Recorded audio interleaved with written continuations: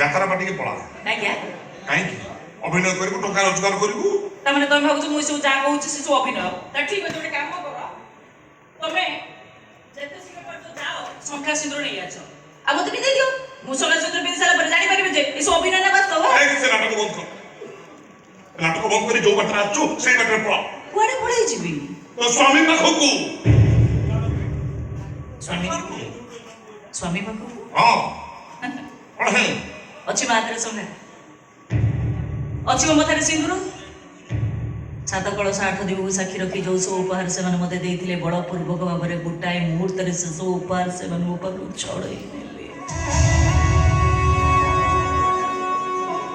ଛଡେଇ ନେଲେ ସେମାନେ ମୋ ପାଖରୁ। କିନ୍ତୁ କାହିଁକି ନା ସେମାନଙ୍କ ବିଚାରରେ ସବୁ ଅନರ್ಥର ମୂଳ କାରଣ ହଉଛି ଏଇ ଛୁଆ। ବାପୁଙ୍କ ପାରିବାରିକ ଅଦାଲତରେ ମୋ ପାଇଁ ମାତ୍ର ଦୁଇଟି ବିକଳ୍ପ ଥିଲା ଗୋଟାଏ ହଉଛି ବାପ ସମ୍ପର୍କରୁ ସୃଷ୍ଟି ହେଇଥିବା ଇଏ ଛୁଆର ହତ୍ୟା ଆଉ ଅନ୍ୟଟି ଥିଲା ଛାଡ଼ପତ୍ର କାଗଜରେ ସିଗ୍ନେଚର କରିଦେଇ ସବୁଦିନ ପାଇଁ ସେ ଘରୁ ଗୋଡ଼ କାଢ଼ି ବାହାରି ଆସିବା। ଏବେ ତମେ ମୁଁ ପୁରା ତାକୁ ଜନ୍ମ ଦେଇଛି ମୁଁ ପୁରା ତା ମା ମୋ ଛୁଆକୁ ମୁଁ କଣ କେବେ ମାରି ଦେଇ ପାରିଥାନ୍ତି କେବଳ ସେଇଥିପାଇଁ ଛାଡ଼ପତ୍ର କାଗଜରେ ସିଗ୍ନେଚର କରିଦେଇ ସବୁଦିନ ପାଇଁ ସେ ଘରୁ ଗୋଡ଼ କାଢ଼ି ମୁଁ ବାହାରି ଆସେ। ଭାଗ୍ୟ ଭଲ ସେମାନେ ଦୟାକର ଲୋକ ତତେ ଆଉ ତୋ ପୁଅକୁ ଦୟା କରି ଛାଡ଼ି ଦେଇଛନ୍ତି। ମାନେ ମୋ ସ୍ତ୍ରୀ ଯଦି ଏମିତି ପାପ କାମ କରି ପିଲା ଜନ୍ମ କରିଥାନ୍ତା ସେ ମା ଛୁଆ ଦିଟାକୁ ମୁଁ ପୋଡ଼ି ଜାଳି ପାଉଁଶ କରିଦେଇଥାନ୍ତି। ଏମିତିଆ କଥା ତମେ କହିପାରୁଛ ଘନଶ୍ୟାମ? ହଁ ମୁଁ ଘନଶ୍ୟାମ ଘନିଆ। ଘରେ ଘର ନାହିଁ ନିଜର କେହି ନାହିଁ ଆରେ ଆସ୍କା ଫଟି ମୋ ଜୀବନ ତୋ ଜୀବନ ସେଥିରୁ ଅଲଗା ହେଲା ପରେ ତୋ ଶାଶୁ ଘର ଛାଡ଼ି ତୋ ମାମୁଁ ପାଖକୁ ନ ଯାଇ ମୋ ପାଖକୁ କାହିଁକି ଆସିଛୁ? ପ୍ରାୟଶ୍ଚିତ କରିବାକୁ। ପ୍ରାୟଶ୍ଚିତ କରିବାକୁ? ହଁ। ଏଇଟା କଣ ଗଙ୍ଗା ନଦୀ ନା ମୁକ୍ତି ମଣ୍ଡପ? ପ୍ରାୟଶ୍ଚିତ କରିବାକୁ ଚାଲି ଆସିଛୁ? ତାଠୁ ତ ଏଠି ମୋ ପାଇଁ ବହୁତ କିଛି ଅଧିକ ଅଛି। ତାଠୁ ଅଧିକ ଅଛି? ନିଶ୍ଚୟ। କଣଟା ଅଛି? ମୋର ସବୁ ସମସ୍ୟାର ସମାଧାନ ଅଛି। ମାନେ? ହରେଇ ଦେଇଥିବା ମୋ ଶଙ୍ଖା ସିନ୍ଦୁର ବି ଅଛି।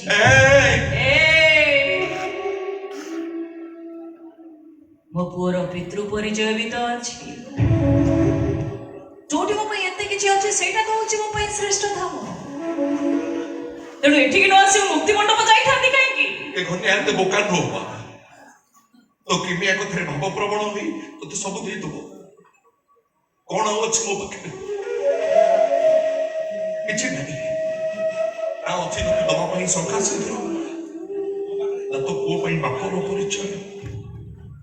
ଶୂନ୍ୟ ଶୂନ୍ୟ ଶୂନ୍ୟ ମହାଶୂନ୍ୟ ଏ ଘନିଆ। ତାହେଲେ ସେଦିନ ମୋ ସାଙ୍ଗରେ କରିଥିବା ଦେହର ସମ୍ପର୍କକୁ ତମେ କଣ ଅସ୍ୱୀକାର କରିବ? ଯୋଉଠି ପ୍ରେମକୁ ଅସ୍ୱୀକାର କରାଯାଏ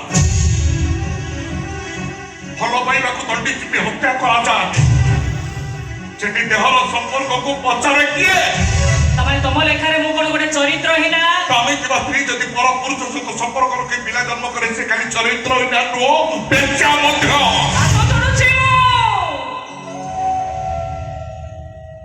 ଏତେ ସ୍ୱାର୍ଥପର ହେଇ ସେଭଳି କଦର୍ଯ୍ୟ କଥା କୁହନି ତମେ ମତେ। ମୋ ଭରସାର ଭରା ନଈଟାକୁ ତମେ ଏମିତି ଭାବରେ ମରୁଭୂମିର ମରୁବାଲି କରିଦିଅନି। ନହେଲେ ସତ କହୁଛି ମୁଁ ବଞ୍ଚି ପାରିବିନି, ମରିଯିବି। ମତେ କାହିଁ କହୁଛୁ ମତେ କହିଲି ମରିବୁ? ତୁ ଯାହା ମରିବୁ ତା ତତେ କେହି ଅଟକୁ ନାହାନ୍ତି। ମୋ ମରିଯିବାରେ ତମର ଯଦି ଏତେ ଖୁସି ଏତେ ଆନନ୍ଦ ତାହେଲେ ପୁଅ 21 ଦିନ ତମେ ଆମ ଘରକୁ ଯାଇଥିଲ କାହିଁକି?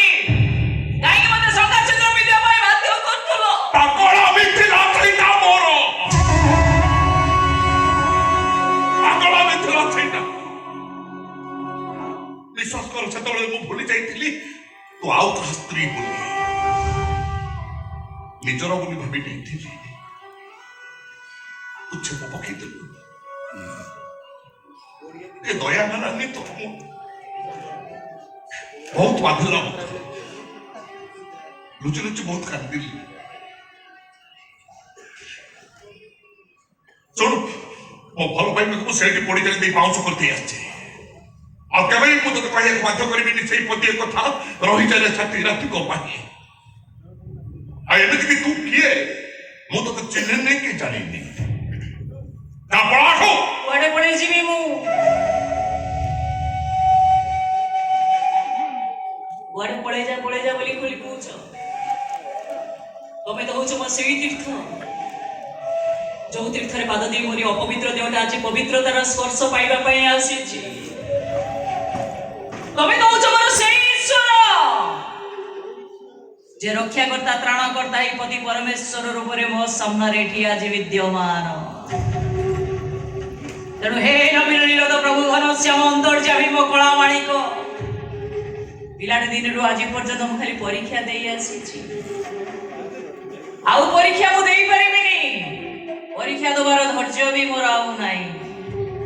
ସେଇଥିପାଇଁ ମୁଁ ମୋର ଦୁଇ ହାତକୁ ଯୋଡ଼ି ତମ ପାଦ ତଳେ ନିଜକୁ ସମର୍ପି ଦଉଛି। ପ୍ରଭୁ, ମୋର ସବୁ ଅପରାଧକୁ କ୍ଷମା କରି ତମ ଚରଣରେ ମତେ ଟିକେ ଆଶ୍ରୟ ଦିଅ। ଏତିକି ଦୟା କର ମତେ, ଏତିକି ଦୟା କର।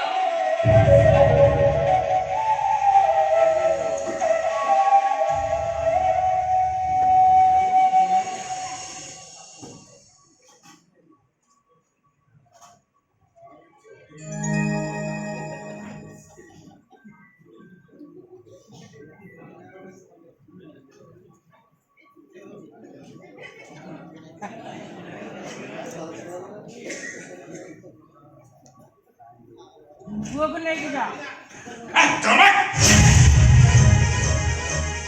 ଶାଢ଼ୀ ଗୋଟେ ପାଲା ଲଗେଇ ଚୁକି ଅଛି। ହଁ ଏ ଶୁଣ, ଏ ଘନିଆ ତୋର ସେ ନବୀନ ନିରୋଧ ଘନଶ୍ୟାମ ନୁହଁ। ଗୋଟେ ଦାଦା ମୋର ମୋର ଆଗକୁ କେହି ନାହିଁ କି ପଛକୁ କେହି ନାହିଁ।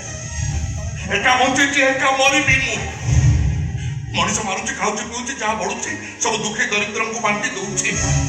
ସେ ପ୍ରେମ ଭଲ ପାଇବା ମଣିଷ ମାନଙ୍କ ପାଖରେ ଶୋଭା ପାଏ, କିନ୍ତୁ ଏ ଜହ୍ଲାଦ ପାଖରେ ନୁହେଁ। ତାହେଲେ ସତରେ କଣ ମୁଁ ଏଠୁ ନିରାଶ ହେଇ ଫେରିଯିବି? ଆଉ କଣ ଆଶା ଅଛି? ଆଶା ବି ବୁଝୁଛୁ। ପ୍ରତାରଣାର ବଦଳା ପ୍ରତାରଣା। ମୋ ପାଇଁ ରାତି ସରିଛି, ମୋ ସାଥେ ବି ମରିଛି। ଆଉ କେବେ ମୁଁ ତୋତେ କହିବା ପାଇଁ ବାଧ୍ୟ କରିବିନି ସେଇ ପତି ଏ କଥା।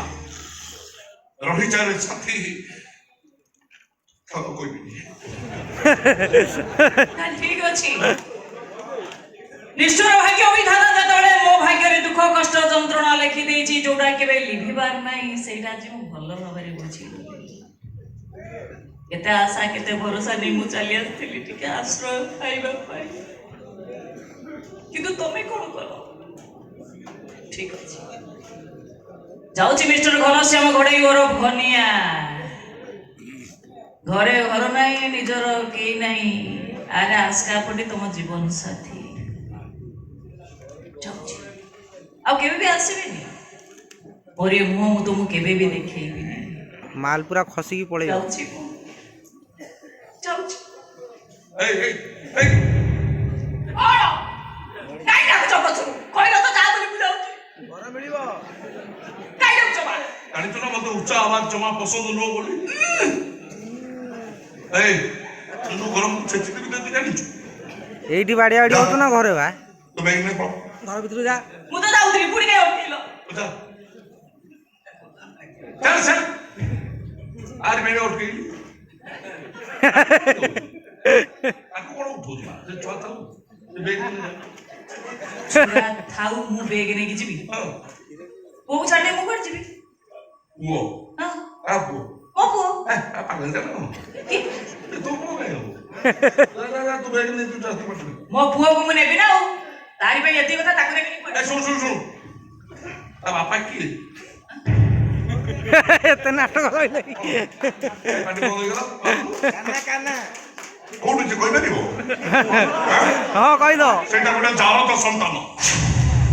ଜାରତ ସନ୍ତାନ ମାନଙ୍କର ଏ ଦୁନିଆରେ ବଞ୍ଚି ରହିବାର ଅଧିକାର ନାହିଁ। ତା ତଣ୍ଟି ଚିପି ମୁଁ ତାକୁ ଏବେ ମାରିଦେବି।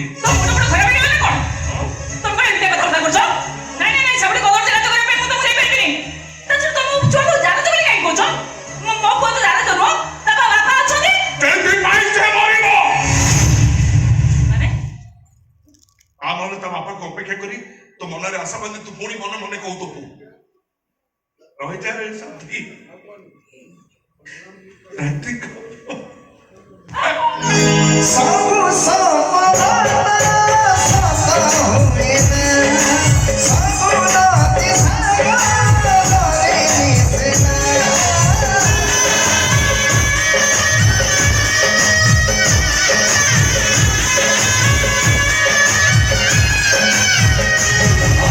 ସବୁ ସପନା ସତ ହୁଏ ନା ସବୁ ନଦୀ ସାଗରରେ ମିଶେ ନା ଆଜି ମନ ଜାଣିଛି କେତେ ସିଏ ଭଲ ପାଇଛି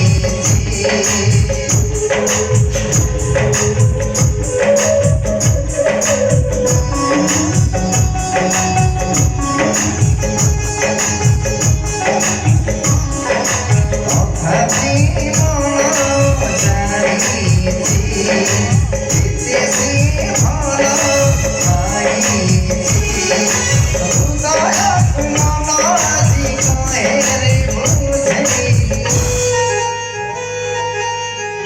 ରହିଯା ରେ ସାଥୀ ରହିଯା ରେ ସାଥୀ ରହିଯା ରେ ସାଥୀ ରାତି